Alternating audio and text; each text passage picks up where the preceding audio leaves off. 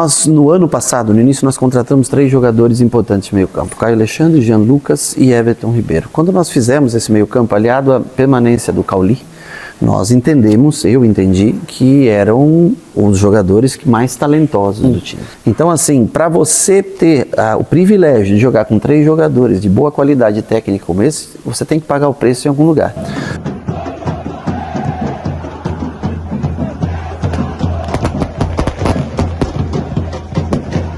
Salve, salve nação, saudações tricolor, nação, vamos para mais um corte aqui no canal, dessa vez vamos lá no canal da TNT Sports, onde Clara Albuquerque acabou fazendo uma matéria, uma entrevista com o nosso técnico Rogério Ceni. Rogério Ceni falou um pouco sobre a montagem do elenco do ano passado, sobre a contratação do losango do meio de campo ali, com Everton Ribeiro, Caio Alexandre, Jean Lucas e a manutenção de Cauli, e falou também sobre as dificuldades, das deficiências que ficaram diante dessa montagem desse meio de campo. A galera, a gente sabe que a gente montou um time muito criativo, mas de pouco combate. Então, o Rogério Ceni falou sobre isso e falou também sobre a motivação, sobre os reforços de 2025, as novas contratações para o meio de campo, para poder reforçar ainda mais. Mas, galera, se você ainda não é inscrito, eu peço a você que se inscreva aqui no canal, ative o sininho, marque lá na notificação para todos, para que eu possa te entregar conteúdos como esse diariamente aqui no canal. Vamos ver, vamos acompanhar o que foi que Clara Albuquerque tirou de informação de Rogério Ceni. Vamos que vamos. Rogério, muito obrigada por conversar com a gente. Um prazer sempre falar com você num mais um grande momento do Bahia. Muito obrigada por conversar com a gente. Você imagina que é um prazer. Vamos começar falando um pouquinho só desse ambiente aqui, onde é que a gente está, como é que está sendo essa pré-temporada? Está sendo bacana. Estamos em Girona, né, na Espanha. Usando o antigo centro de treinamento do Girona, e com a temperatura meio que parecida com Manchester, com Paris, que você vive, né, bastante frio, mas sendo bacana porque é um hotel mais simples, mas bem reservado e só para nossa delegação. O campo muito bom de treinamento, facilita bastante. Temperatura um pouco mais baixa ajuda muito para que a gente puxe um pouco mais os treinamentos. Então, assim como ano passado nós tivemos em Manchester, é diferente, é uma questão onde você pode aproveitar o tempo para fazer muitas outras coisas, apesar de ter bastante gente do grupo aqui que chegou ontem aqui, mas aqui mais enxuto, mais só a gente, mais bom para os jogadores que chegaram, se ambientar, entender como a gente vai jogar esse ano, como a gente pretende jogar e como você mantém boa parte do grupo também. Eu acho que ajuda na adaptação para esses que chegam e em muitas coisas que serão semelhantes, né, ao que foi no ano passado. Falaremos muito sobre quem está chegando, mas antes da gente falar de 2025, da gente já falar um pouco dessa expectativa, eu queria voltar um pouquinho para 2024, porque foi um ano de muitos momentos importantes para esse Bahia, de muitos momentos simbólicos, de retornos importantes para a competição, para a Libertadores, por exemplo. Então, queria trazer um pouquinho disso, e eu acho que um ponto muito importante é que depois de 17 anos, o Bahia iniciou e terminou uma temporada com o mesmo técnico. Isso não acontecia desde 2007 com Arthurzinho. É claro que isso é reflexo do trabalho, né, dos resultados, mas também de uma forma de pensar. Uma mentalidade. Né? E acho que isso é importante a gente entender um pouco, porque a torcida, inclusive, não está acostumada. Em outros momentos, talvez o técnico não tivesse aguentado a pressão, né? Mas é uma forma e uma mentalidade diferente de trabalhar.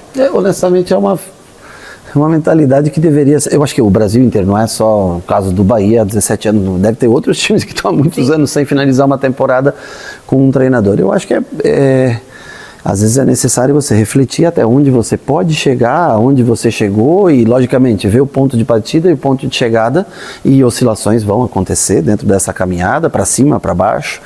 E o importante é você ter a noção de onde você pode chegar e ver, analisar se você conseguiu atingir objetivos que eram possíveis, né, no início dessa caminhada.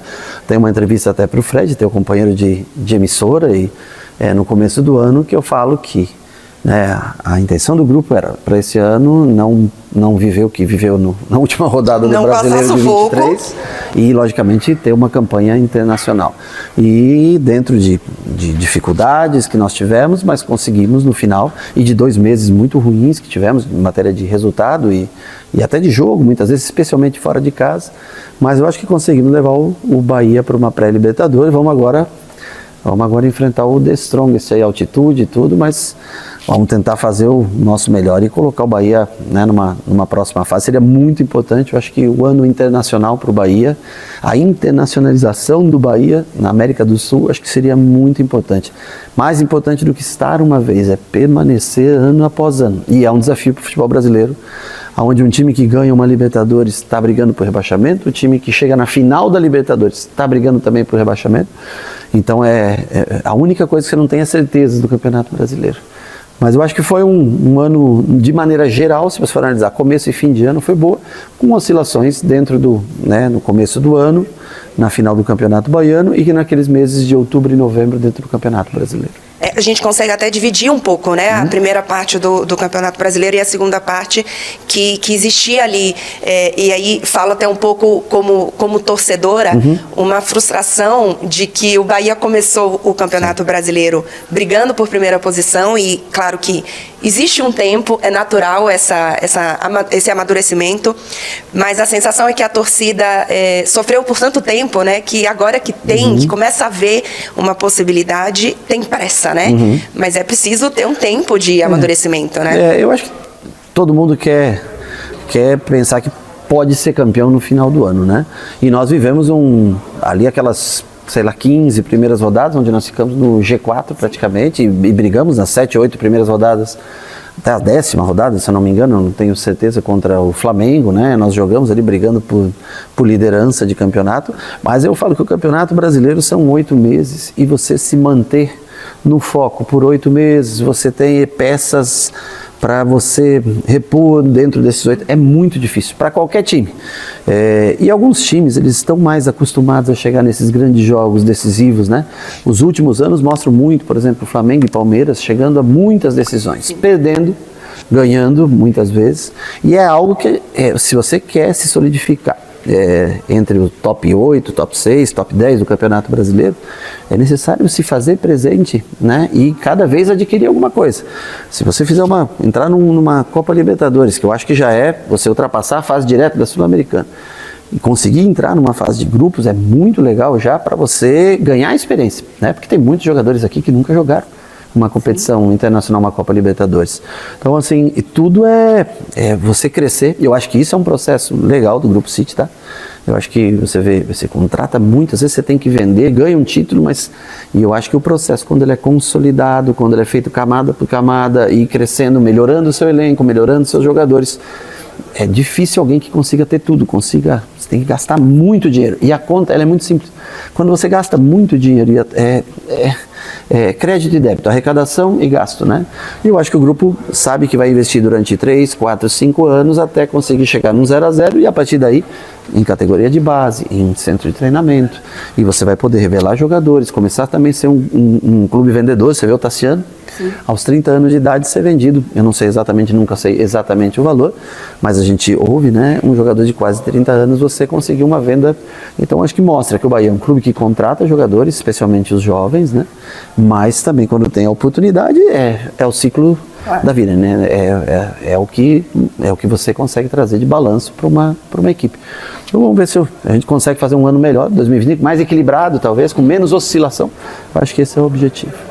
Eu usei muito nesse 2024 a palavra diagnóstico para esse Bahia, porque justamente por fazer parte desse processo, né, você precisa priorizar algumas coisas no início. Eu tenho a sensação de, por exemplo, o meio-campo foi muito priorizado nessa primeira janela de transferências, talvez por ser o coração do que o time quer jogar, e aí aos poucos você vai entendendo quais são os próximos passos. Então foi um ano talvez um pouco desse diagnóstico, até muitas vezes você disse que sentia falta de algumas opções para mudar o jogo, né? Existia inclusive uma crítica da torcida, né? De mudar um pouco, de tentar alguma variação.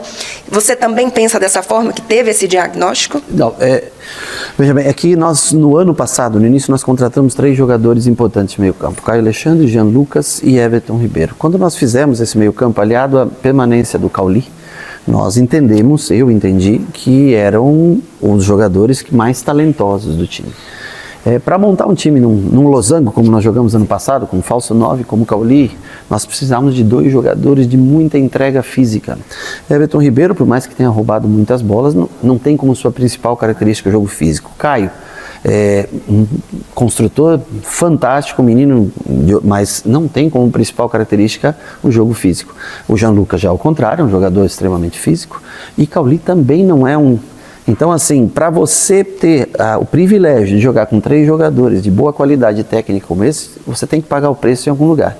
São todos jogadores que não tem como jogo aéreo a principal virtude, né? E nós, quando começamos com a ideia de Everaldo e Tassiano por fora, justamente era para dar esse equilíbrio defensivo em bolas aéreas, ofensivo. Tassiano, por exemplo, ele pode ser, não é o melhor driblador, não é o melhor cabeceador, não é o jogador mais técnico, mas é o cara que equilibra o time. Ele não joga ali porque ele dribla melhor do que o Biel ou do que o Ademir, porque ele corre mais que o Ademir. Ele joga para dar equilíbrio ao time.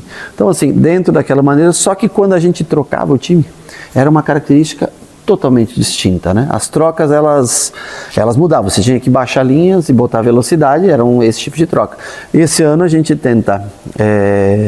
ter uma troca melhor, né, de característica mais parecida, e logicamente que você tem ainda outras, nós estamos tentando em outras posições trazer jogadores para também reforçar e ter peças para substituições tanto na defesa quanto no ataque. Agora, se você logicamente enfiasse lá, sei lá, 100 milhões de dólares, 200 milhões de dólares, você realmente conseguiria montar de uma hora para outra, mas não é o processo, ao menos de uma empresa que visa ser correto, pagar em dia, fazer as transferências e concluí-las, né? Eu acho que uma empresa que quer ter crédito, como é o Grupo City, eu acho que é um processo um pouco mais demorado. Me conta um pouquinho agora, então, desse processo de contratação para os jogadores de 2025. O seu trabalho com o próprio Cadu Santoro, você escolheu cada posição que precisava? São todas escolhas suas? Não, primeiro que eu acho que um jogador, para vir, ele tem que ter uma opinião do treinador. Eu acho que eu cito características de jogadores para determinada posição, e aí o mercado hoje eu não sei, mas eu não sei aonde vai parar o mercado, porque se você vê quanto um clube arrecada, para quanto ele gasta para você ter um jogador, o próprio custo anual de um jogador é muito caro. Não tem como você repassar para o torcedor esse custo em preço de ingresso, porque senão você não conseguiria, principalmente num estado onde o poder aquisitivo das pessoas não é tão alto, né? Que o futebol é a grande diversão, é a grande paixão das pessoas. Então a gente tem que ir aonde as opções de mercado, né? O grupo se interessa muito por jogadores jovens, onde você tem uma possível venda, que é natural de qualquer empresa que queira investir, ou então uma ou outra peça, jogadores um pouco mais experientes, que possam acrescentar, que você sabe que você não tem o poder de venda, mas preferencialmente não investindo em dinheiro na compra, né? Esse é o processo. Os jogadores que vêm, todos eu conheço. O Eric, por exemplo, do Atlético Paranaense, um menino que tem muito boa infiltração, jogo aéreo muito bom de segundo pau, apesar de ser um jogador de 1,76 m de altura somente, mas tem essa característica. E nós sofremos muito. A bola aérea é uma coisa que nos preocupa bastante e que nós não conseguimos consertar como a gente queria nesse ano na janela de transferência para a bola aérea. Mas nós vamos sofrer. Em compensação, nós temos o jogo pelo chão, que é um jogo combinado, que eu acho que é um jogo agradável às pessoas. Nestor e Michel são 2 jogadores que eu conheço do São Paulo. É um meio de campo até com muitos jogadores, se você for em detrimento a outras posições aonde a gente precisa mais, mas aí também tem a opção do grupo, da análise do grupo que tem de mercado, que é apostar num jogador, na sua revenda futura, né? Então, e que o campeonato é longo, tem lesões, né? Mas logicamente, se você for analisar o meio de campo hoje que nós temos em detrimento à defesa e ataque, realmente é uma posição mais bem servida. E por último, das contratações dos 4, eu falei do Eric Puga. É um jogador que foi bem na Série B. Claro que a Série A é de um nível diferente. É uma aposta, é um jogador de 24 anos que ainda tem uma possível revenda futura. É dessa maneira que se analisa o mercado, não por mim, mas pelas pessoas que são capacitadas para isso.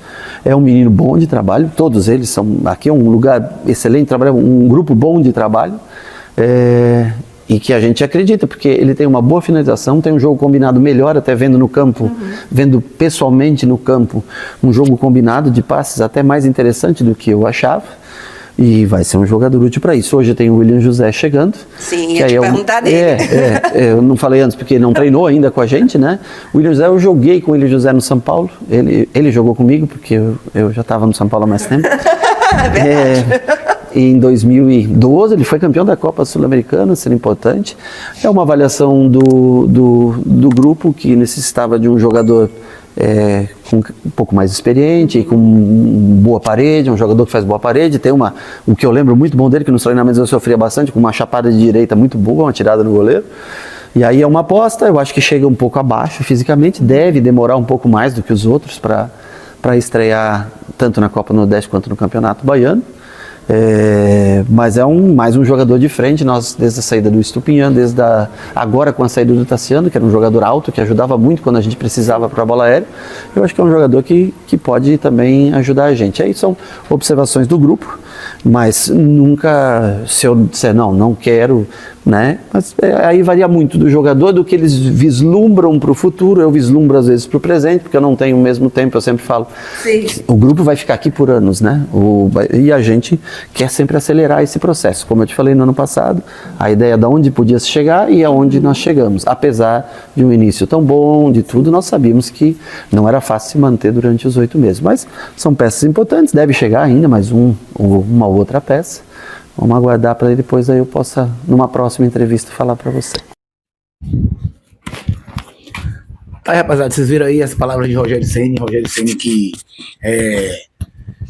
ano passado a gente começou num embalo muito bom durante o primeiro semestre, a primeira parte do campeonato.